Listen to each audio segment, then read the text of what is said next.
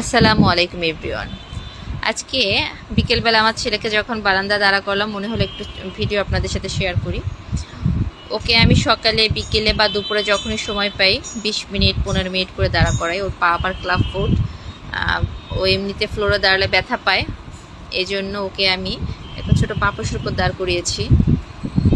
ছোটোবেলায় ওকে জুতা দেওয়ার কথা ছিল, তবে ওর হাইটের সমস্যার কারণে আমরা জুতা পরাতে পারিনি ওকে, আর এখন সার্জারিও সম্ভব না।